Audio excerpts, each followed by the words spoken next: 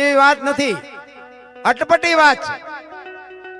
તમે જો જેસલ ને તોરલ બે જેથી વાયકે ગયા ને તેથી સતી તોરલ બાપુ મુર્શિદ થઈ ગયા રસ્તામાં. જાણીતો ઇતિહાસ છે.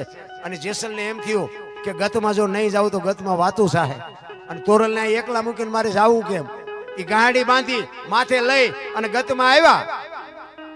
ગત ગંગા એટલે જેસલ તોરલ રૂપાદે માલદે કતીબ શાહ હુરમભાઈ લાખો લોયણ જેતો ભગત ખીમડીયો કોટવાલ ડાલીબાઈ રામદેવજી હાલો હુરો વણવીર ઢોંગો નિરલ કુંભો આ બધા ગતના ગોઠી હતા. અને અહીંયા લાવ્યા અને આખી ગત પૂછે છે કે તમે આવ્યા ને તોરલ? તો કે આ ગાડી છે બધું. એ ગાડી ખોલી આખી ગત આરાધ કરે છે. તોરલ જાગતા નથી. પછી જેસલ કહે છે લાવો એક તારો મારી પાસે. એમ નામ ભજન બનતા હોત તો અત્યારે બુદ્ધિના ખટારા ભરાય એટલા માણસ. એમ નામ ન બને. અંતરથી બાપુ ચિત્તની શાંતિ, મનની પ્રશંસા, દિલની દાતારી, ગુમડાની રૂજ ને ટાટિયા તાવની ટાટ માલકુથી આવે. ઈ જેસલ ને બાપુ નક્કી થયું એ કે હું તોરલ ને બેઠા કરું, ન કરું તો મારી ભક્તિમાં ખામી હોય. એક તારો લાવો મારી પાસે. એક તારો લીધો અને પછી કે છે પીરજી પુકારે મુજા ભાવરા સતી તમારા ધર્મને સંભાળો, પોતાના પૂન સિવાય પારને ગુરુ સિવાય મુક્તની તોરલ આ ગતગંગા બેઠી છે. આનું જો પ્રમાણ નહીં આપો તો કાલ ભજન ને કોઈ માનશે નહીં. અને છેલ્લે કીધું કે સતીર ને અહીંયા મૂકવા આવ્યો તેથી મારામાં જો હલકો વિચાર આવ્યો હોય તો ન જાગજો. ફડાક લઈને તોરલ બેઠા થયા. આને પ્રમાણ કહેવાય. સતી તમારા ધર્મ ને જો આ શબ્દની મારામારી છે. બે જણા ભેગા ભજન કરતા હતા. સતી આપણા ધર્મને સંભાળો એમ ન કે, સતી તમારા ધર્મને સંભાળો, પોતાના પૂન સિવાય પાર ને ગુરુ. આ મેં આ રાડ્યું પાડી છે ને અમારા હાટું, તમારા હાટું પાડતા જ નથી. અને આમાં તમને ભાગ ન મળે એ તમને કહી દઉં. અમે રાડ્યું પાડી છે ને અમારા હાટું આ ખર્ચો ભલે તમે કર્યો હોય, પણ અમે આખી રાત રાડ્યું પાડીને કે મારા બાપ એકાદી રાડે મારી સાંભળજે. બાકી અમારે કોઈને વેરા ગાતો ગંગા હાલી જાય, પીવો ન પીવો તમારી મોજ. બાકી કરવા જેવું છે એક સમજી લેજો. મારા જેવા પાપી તમે નહીં હોય. એટલે હું આવ્યો છું તો તમે તો મારા કરતા ઝટ આવી જાઓ. પણ કરવાનો આનો ભાવ ને આનો અંતરથી માલપા કઈક ઉગવું જોઈએ.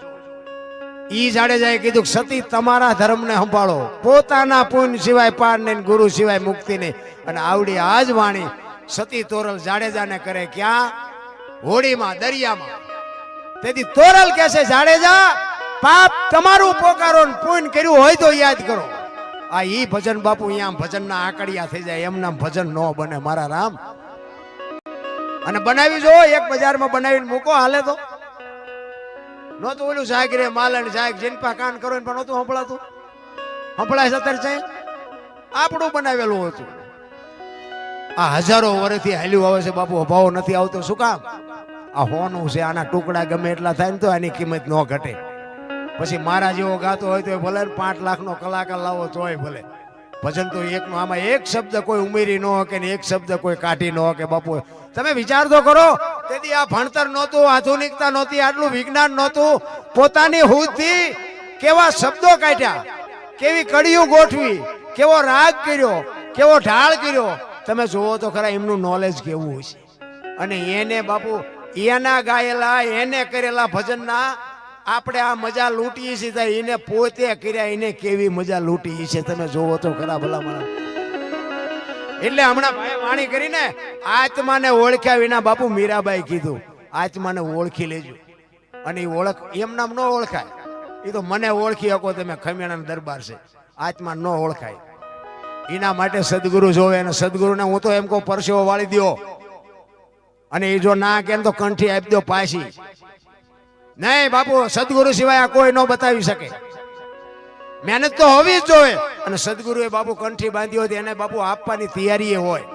પણ તમારી માગવાની તૈયારી ન હોય તો શું ગુરુ આપે? વસ્તુ એવી છે. કારણ કે આપણે દુકાને જ્યાં હોય તો આપણે વાણીની દુકાને ઉભા રહીને કહેવું જ પડે ને 2 કિલો ખાંડ જોખી દે. એની પાસે બધું છે પણ આપણે બોલવું તો પડે ને. બોલ્યા વગર નો એ શું જોખી દે? એટલે આપણે જરૂર હોય તો આપણે બોલવું પડે. બાકી સદગુરુ સિવાય આ મળે નહીં. નિહાળમાં ગમે એટલું તમે ભણો ને, ગ્રેજ્યુએટ થઈ જાઓ ને, એન્જિનિયર થઈ જાઓ, ડોક્ટર થઈ જાઓ, વકીલ થઈ જાઓ, આ ન સમજાય. આ એ નથી સમજાયું. આના ડોક્ટર તો બાપુ કોઈક ભજનાનંદી પુરુષ, કોઈક સત્સંગી પુરુષ, કોઈક ભજનાનંદી, કોઈ સાધુનું શરણું મળી જાય ને તો મેળ પડે. બાકી નો મેળ પડે. બાકી સોપડી જોઈ જોઈને કેટલાય ગાય છે અને હાલે છે બધા. એમ નથી બાપુ, ભજન મને સમજાય તો જ હું તમને સમજાવું.